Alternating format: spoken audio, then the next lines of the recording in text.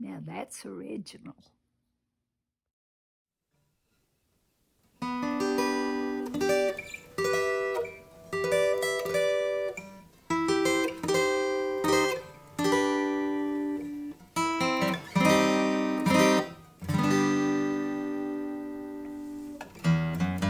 I've been so sad for you, what I know you're going through.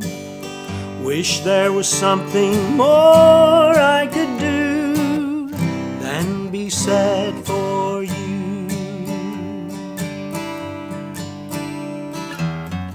I've been so down and blue for what I know we can't undo.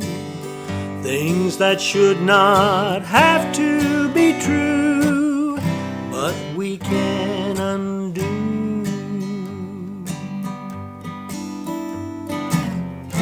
My problems seem so silly now as they start to fade.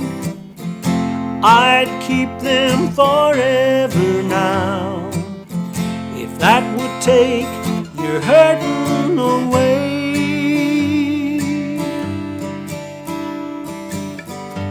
I think and pray all day, toss and turn the night away. Does it do any good anyway that I think and pray? Upon the just and unjust, the rain will fall, I know that much. But why this dark and bitter flood? Why this bitter flood? My problems seem so petty now as they start to fade. I'd live them forever now if I could take your hurting away.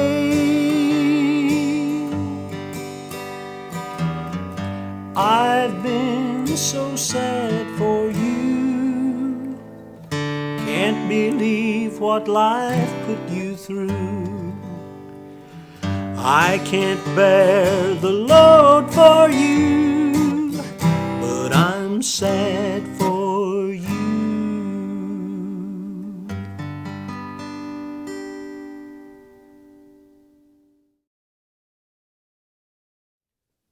Welcome to Original Thursdays, and thank you for checking out this video. My original plan was to share another song from Mr. Kurt Oxford today, and it was already scheduled to be shared, and Kurt reached out to me and pointed something out that I really hadn't thought about. If you saw the title or the beginning of the notes, then you know the original song that I just sang for you, which is a song that I wrote years ago. You know that I've dedicated that to the victims of the fires in California, and then also to the victims in North Carolina, Florida, throughout the South, victims of Hurricane Helene and the other hurricane that was close to that same amount of time. I apologize, I can't remember the name of the other one. Helene kind of overshadowed, but they both did a lot of damage. I'll put the name on the bottom of the screen. But anyway, Kurt pointed out that the song that I was going to share today, it has a metaphor in it. It's centered on a metaphor about burning down a house. And he said, you know, that could really be, right now it could be insensitive to share that, even though it's clearly a metaphor. It's not about literally burning down a house. Just the timing of that could be really insensitive right now, with so many folks having lost their homes and all their property, and more than that. So I agreed 100%. I was glad that he thought of that. And we will share the song. I've pushed it out about 2 weeks from now.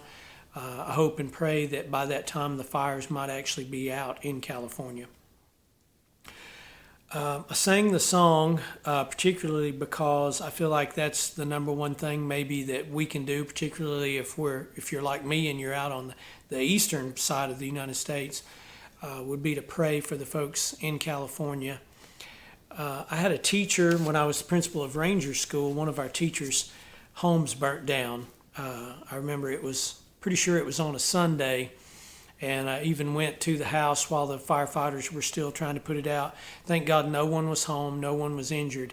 But it was still a very devastating thing to that family because they lost all their prized possessions, all their memories. You know, they had to really start all over. They had insurance, which, of course, made it much easier, but still it was kind of a devastating thing. And I remember she encouraged all of us, you know, the folks who were working at the school, to get fireboxes. And I did. I got 2 just right after that. And I have them to this day. And I keep them in my little studio control room. And I keep all those handwritten songs that Pap wrote inside a firebox. And then the copyright certificates that I've received in the mail for his songs or my songs, I keep in a firebox. I would love it if I could keep this Gibson Dove, or keep our Gibson Dove, which was Pap's and is now mine. I would love it if I could keep that in a firebox, but they don't really, as far as I know, make a firebox that large. And if they did, I probably couldn't afford it.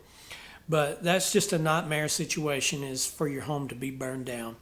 So I do encourage everyone to pray for those folks in California, pray for the firefighters and all the support services, first responders. And I'm wearing my Sunday string-along hat, as you see. This past Sunday, if you missed it, you need to go check it out, because Doyle had a really wonderful string-along, and it was about prayer. It was about just kind of the nature of prayer, ways that you can go about praying, and then the many benefits that you can have. And he talks a little bit about how you can experience benefits by praying for others. So I encourage everybody to do that. And someone, and Doyle may have said this too, but someone else that I was watching, they were talking about, and pray for the leaders in California. That these fires, it's something that's been going on my entire life in California every year. It just happened to be that this time it was by far the most devastating one and the most widespread one in terms of residential areas ever. But we should pray for those leaders too. Pray that this kind of thing can be resolved and that measures can be put in place so that it can never, ever happen again on this scale. And with those folks, maybe a lot of those areas are probably more affluent areas, but it's still going to be, of course, really tough on them to overcome. It's going to affect them for years to come. And then a lot of the folks down south, probably not so affluent. And you might think, well, you go back to work and you save your money and you do this and you do that. But, it's not that simple. How do you go back to work if your vehicle, your work equipment, your work truck, all those things, if they were destroyed? And a lot of folks, and I was this way for many years, I couldn't afford to have, in North Carolina, it's a law, you got to have insurance on your car, but you're only required to have liability, meaning if you cause a wreck and you damage someone else's vehicle. So for many years, that's all I carried was liability. Of course now, and once I was able to have a better income, I carried not only liability but comprehensive insurance to replace my vehicle if something happened to it from a disaster or vandalism or an uninsured motorist or any of those kinds of things. But probably a lot of those folks who were hit by Helene and the other hurricane, they may have only had liability on their vehicles. So anyway, it's just such a sad thing. And so that's why, motivated by Kurt's message to me, I was motivated by Kurt's message to share the song that I just shared with you. And it's a song that I wrote around 2007 or 8, somewhere in there. So I didn't really write it for the victims of the fires or the hurricanes, but I think it definitely applies. I actually wrote it because of some things that had happened here locally. It just seemed like in a short span of time, people that I knew experienced just devastating tragedies. I'm talking about the kind of tragedies that just when you hear about them, and you're not even a member of the family, but just when you hear about them, you have to sit down and you just can't even quit thinking about it. It's just so sad. And during that time that I wrote the song, there were many folks, or several folks, I should say, who lost children. And I can't think of anything more tragic than losing your child, especially unexpectedly, just out of the blue. And then one particular family, I won't mention them, but the patriarch of the family was battling a very deadly form of cancer, pancreatic cancer, and then he also lost two children, and it's just like, man, how do you even go on? And even though in the song a couple of times I said, I wish there was something more I could do, and then at one point in the song I said, does it do any good anyway? That's not reflective of what I truly believe. That's just reflective of those doubts and those feelings that you can have, because you can feel so helpless and it can just seem so futile. But a lot of times in those terrible, sad situations, that's all you really can do, is think of somebody and pray for them. And as Doyle said in his string along, not just say, well, I'm praying for you, but, really follow through on that. And you might say, well, why? And Katie and Corey, I watched some of the Presley girls, I watched some of their videos about Hurricane Helene, and they were saying, that's really the best thing you can do right now is pray for these people. And, somebody might think, well, really? Why is that the best thing you can do? Wouldn't the best thing you can do to go and physically, literally help them? Of course, that would be wonderful. A lot of folks can't do that. But the reason, even in addition to doing that, even if you are doing that thing where you're directly helping or directly donating, the reason that it's the best thing to do is because God is all powerful. God is all knowing. He knows every single need, and He can help in ways that we can't even imagine. Now, it may not be in our timetable, so to speak, or how we would want it to happen in our earthly way of thinking. His way is higher. But anyway, I'm rambling on and on.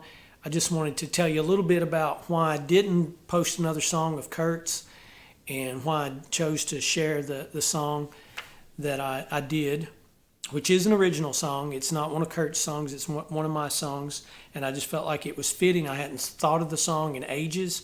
I tried to find some old recording of it or somewhere where I'd written it down, and I couldn't find either. But I do think I got all the words. I might not have got them in there in the right order, but I think I got all the words in the song.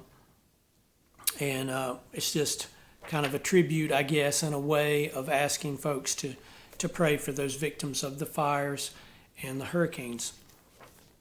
One more thing that I want to share with you. Before I share this with you, I'll mention that next week, Lord willing, for Original Thursdays, I'm going to share a song that one of my close friends, it was written by his great-grandfather. And I know you're really going to like that video. We haven't shot it yet, but Lord willing, this Saturday, it's Mr. Josh Griggs. He and I are going to get together, and we've invited Caleb Dykes to join us, and we're going to do Josh's great-grandfather's song. He wrote other songs, but this is the most well-known song. And it's going to be a really cool video, I think, because a lot of acorns, a lot of folks who watch the channel have commented like, well, I really enjoyed hearing the backstory of that song. Well, buckle up, because this song has a really fascinating backstory, and you could almost make a documentary or a film, a movie out of it, Coen Brothers film or something like that. But anyway, tune in next Thursday. We'll share that song for you, and then we'll give you all the information, the history of how the song was written, why the song was written, and I know you're going to enjoy it. The last thing I want to share with you, one of our acorns is Mr. James W. Perry. And he reached out to me and asked me to just briefly share some information, just like I'm talking about trying to do good through prayer. Mr. Perry here, he's trying to do good by sharing this information. And first of all, I want to thank him for his 40 years of service to our country. And in that time, he served 4 different departments, including being in the United States Marine Corps during Vietnam. I almost get choked up even just reading that. But one thing I've learned about myself is that I'm more likely to cry from something that's moving or heroic than I am from something that's just sad, although I might cry about something that's sad too. But that's just so impressive, 4 decades of service, including the Vietnam War. And sadly, Mr. Perry has come down with or been diagnosed with a very particular kind of heart disease. And it is suspected, research is still going on about this, but it is suspected that you can have this particular type, it's called lipid disorder, from a lipoprotein. And it has a big code. I'm not going to try to read all that. But you can have this if you were exposed to Agent Orange, and it's suspected that you can have this even if your father or one of your parents were exposed to Agent Orange. And one reason he reached out to me, he knew that Pap was a U.S. Marine also. Now, Pap was very fortunate because he went into the Marines, was drafted, went into the Marines shortly after the Korean War, and then he came out of the Marines shortly before Vietnam. So he was very fortunate. He was never exposed to Agent Orange that I'm aware of. He did go to a lot of South American jungles and things like that, but no combat was going on at that time. But he thought that maybe me and my siblings, we should be tested for this because he thought Pat might have been exposed to Agent Orange. So if you're watching this and you were exposed to Agent Orange, or your parents were exposed to Agent Orange before you were born, then this is something you need to look into. And what I'm going to do is I'm going to put Mr. Perry's email address in the description below, and you can reach out to him and he can tell you more about the particular test that can be done to see if you have this problem. And it sounds like it also negatively affects the liver and maybe the kidneys, but I know definitely the liver. And of course, we've known for a long time that Agent Orange was strongly linked to cancer. If you were exposed to Agent Orange, you may develop cancer, but this is a new thing relating to artery or coronary disease, not really cancer, along with liver failure. So I just wanted to share that. Like I said, I'll put his email in the description below, and I appreciate him wanting to warn others that might be out there to go and be tested, and time may be of the essence. So I appreciate him. I appreciate y'all letting me share that. And next Tuesday we'll do an old-timey Tuesday. I always say tune in, and it just occurred to me, tune in, that's kind of an old-timey thing itself. You don't really tune in the internet like you do, or like you did a radio, still do a radio, I guess, or television. And I'll end, there's been some heavy content in this video, so I'll end with a funny little story. It's not a story about Granny, it's a story about one of the Presley girls, Katie. So when Katie and Corey were little and they would come out to Pap and Granny's house, they still had an older style TV with the knobs on the front, and you changed the channels, it would click, and then the other knob would kind of tune things in a little bit. And when Katie was real small, just a little toddler, maybe 2 years old, she loved to go over there and turn that knob. She liked for it to click. And of course, she'd get it off the channel, and then you're sitting there watching static, and this is before a remote control. So then somebody's got to get up and go over there and put it back on the channel. And she did this enough that eventually her mother and maybe Granny started to spank her a little bit. And it was really light. It would just be, something like that. No, on her hand to tell her, don't change that channel anymore. Don't be over there tuning the TV. And she must have been really tempted to do it because after that, and it may have been more than once, but at least I know of at least on one day, she went over, looking back at everybody. She knew she wasn't supposed to change that tuner on that TV, that channel. And so she changed it, and then she spanked herself. So she knew the consequences. She knew that what she did was worthy of the spanking. But I just thought that was a cute little story. I had a good granny story, something that happened really just the other day that I know you all would have really enjoyed, but I should have written it down or put it in my phone or something because I've forgotten it, but maybe I'll think of it. It was a cute thing that happened. Thanks for watching through all this. If you made it this far, like I said, next Tuesday we'll do Old Timey Tuesdays. And then on the Thursday that follows, Lord willing, we'll share a song written by Josh Griggs' great-grandfather, and then a really amazing set of information that goes behind that song. And then the week after that, we'll have a couple more songs from Mr. Kurt Oxford. And like I said, that one does have that metaphor in it, but I can maybe put a little disclaimer in there or something. And I know none of you, the acorns, I don't think any of you would have been offended by the timing of things. But you just never know with the algorithm how the video might wind up in front of somebody watching it who doesn't know us, who doesn't know Kurt. And then there we are singing about, a house being burned down. And it could just really hit them the wrong way. And we don't want that to happen. Thank you, and we'll see you next Tuesday.